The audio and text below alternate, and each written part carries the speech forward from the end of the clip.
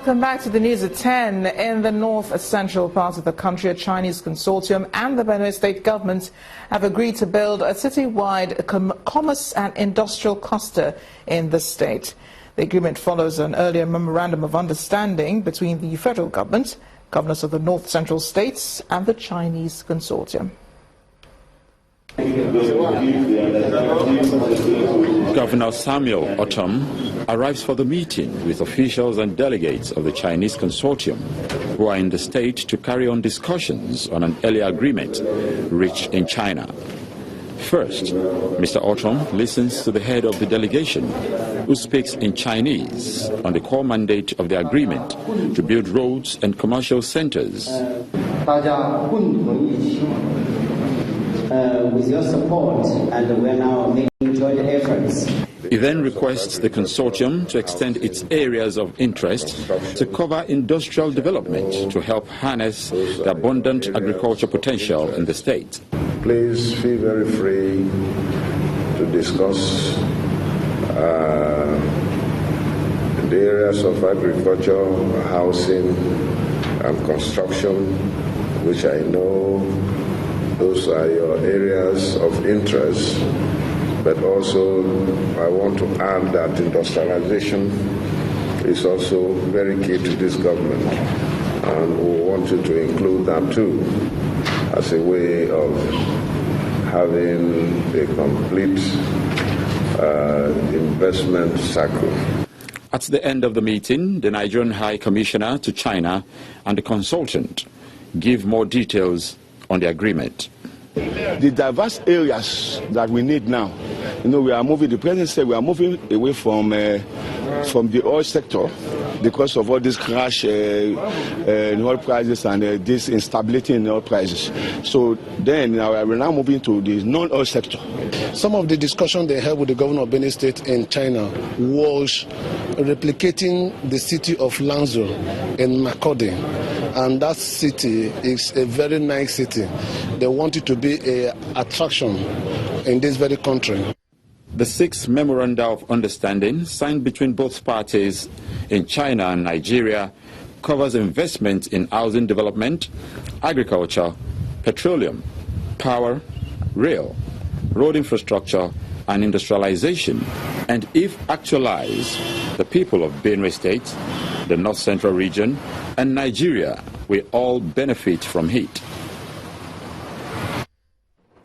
Meanwhile, the Kano State's Governor Abdullahi Ganduje is calling on residents to pay their taxes to help with the state's development drive. Governor Ganduje said this during a working visit at Tiga Independent Power Project site, where he also pledged his administration's resolve to complete all ongoing projects, provided residents exercise their civic duty and obligation to the government. When completed, both the Tiga and Chalawa water plants will generate 7.2 megawatts of electricity for the state.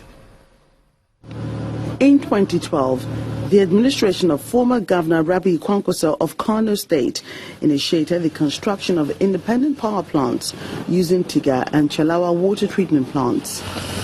There had been an initial lull in the construction, but at the moment, the Abdullahi Ganduje administration is paying close attention to the project, which is now 70% complete. The substation where we are now is almost completed.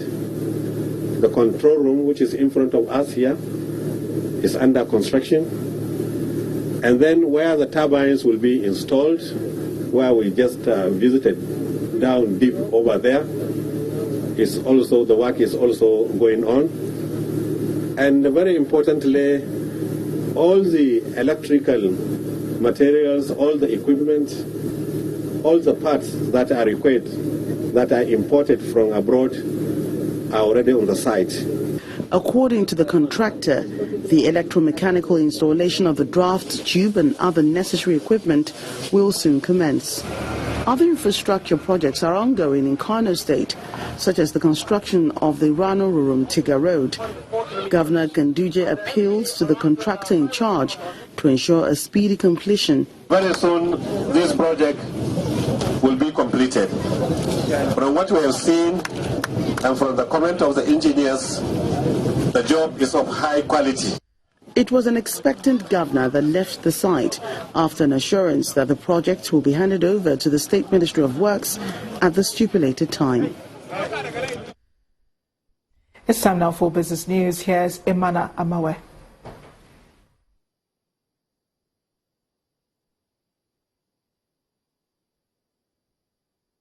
You first. First Bank.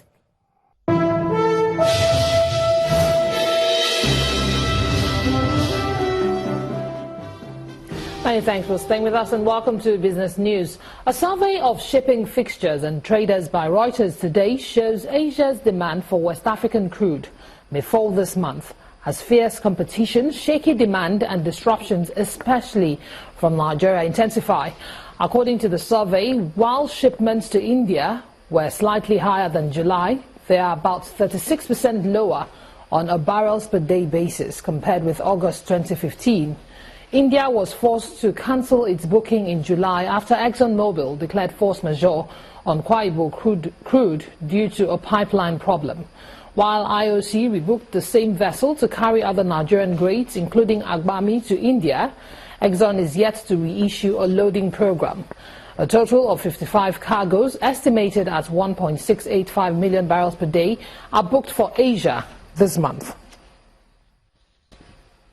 And transactions cooled off on Tuesday on fixed income instruments of Treasury bills and the federal government's bonds at the FMDQ OTC Securities Exchange. The total value of FGN bonds amounted to a mere 3.50 billion naira, down from 12.7 billion naira traded on Monday, as yields trend slightly higher at about 10 basis points. At the Treasuries market, investors await Wednesday's central bank's massive 245 billion naira primary market auction, the second in the current week. Total Treasuries traded on Tuesday was worth 87.50 billion naira. From the interbank spot FX markets, the naira shaved 0.15% to close at 316.83 on the dollar. And now to some company earnings news. Leading energy provider Forte Oil is looking to improve its operating margins and diversify revenue base by the second half of the year. The strategy is coming after the company declared 69% increase in pre-tax profits for the first half of the year. Forte Oil management made the plans known during its Facts Behind the Figures session at the stock exchange.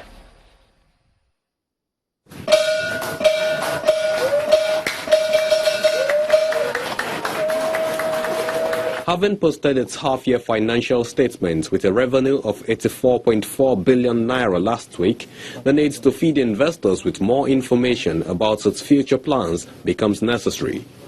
This informs the interaction between the management of Forte Oil and the broker-dealer community of the Nigerian Stock Exchange. We're particularly pleased with the company's performance as it further confirms our belief that in spite of the several policy and economic challenges, our listed companies remain well run and continue to contribute towards the nation's development.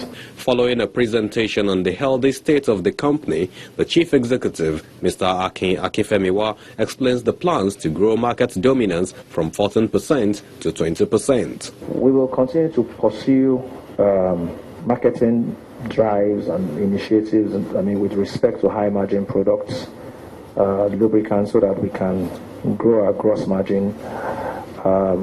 Again, the LPG business, we will continue with the level of being aggressive that we have at the moment. The presentation is followed by a question and answer session where the investments in the power subsidiary was explained. We are on track to hit our PBT of 11 billion. Yes, now we have about 4.2 at the group level, and this has been impacted because of the major overhaul of the Geregu power plant. With respect to borrowing, you mentioned that borrowing grew by 5 billion. That is correct.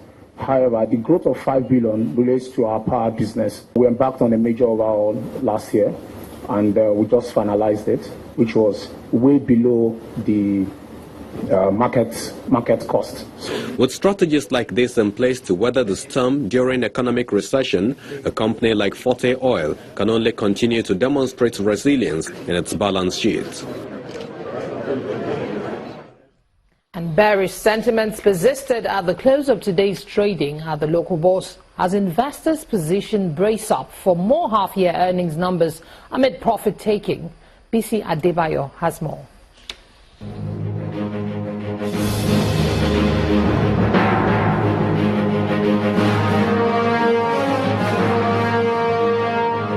Hello and welcome to the Stock Market Reports.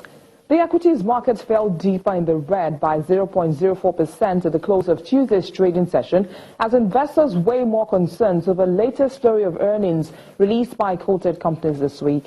In total, 275.7 million shares worth over 3.14 billion naira changed hands in 4,126 deals. The top three most active stocks from Tuesday's transactions were Zenith Bank, Transcorp and Fidelity Bank. In price performance, Owando was in the lead of 16 other gainers and was followed by Eternal Oil and Airline Services, while FCMB, Fidelity Bank and Seplat ended as the top three losers from a list of 26. And that ends the Stock Market Reports. I am BC Adebayo. And across the globe, major stock markets closed today's trading session mixed on macroeconomic concerns. Here are some of the figures.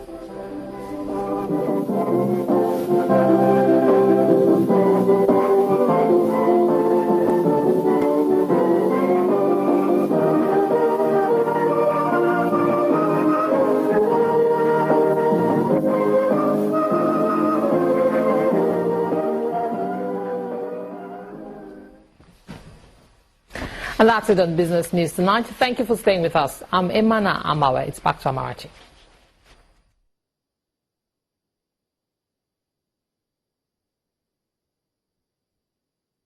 You first. First Bank. 11 finalists have been shortlisted for their work of literary arts for the 2016 Prize for Literature. The unveiling, which took place in Lagos, was conducted by the prize sponsors, the Nigeria LNNG Limited, in conjunction with Committee for Relevant Art. It says this year's competition presented high energy in the works put up for the coveted prize. The Nigerian Prize for Literature for 2016 started with a public announcement, an invitation to the literary community, specifically for those who have published prose fiction in the last 4 years. By April, 173 writers had applied. After a vigorous and tasking session with the judges, that number had been painstakingly pruned to 11 finalists, whom LLNG have decided to unveil to the public at this event. We've seen more energy invested into the industry, whether you speak about publishers, you speak about editors, or you speak about the writers themselves, or even the connoisseurs of the literature itself. Was it a tea party becoming one of the shortlisted? Let's hear from one of the finalists. I consulted some people here, so everyone that was just walking, by the corner.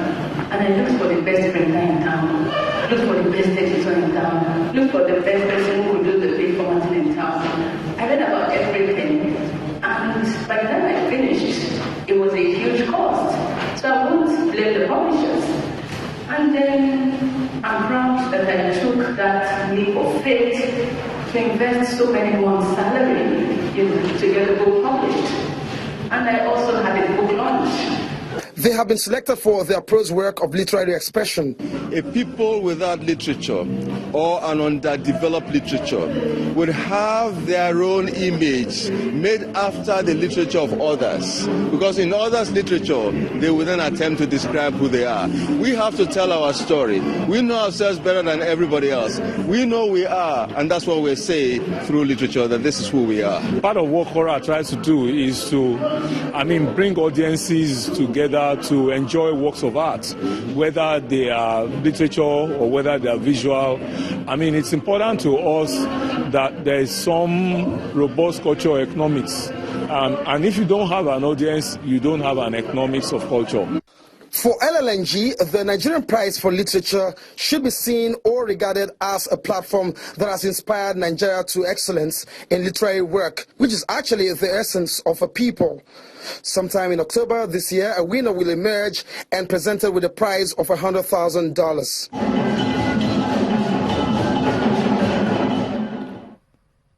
Next on the news at 10, Nigeria's Olympic men's football team to launch the newly designed jerseys by kit sponsors Nike in the game against Japan. We'll have more in sports news. Do join us again.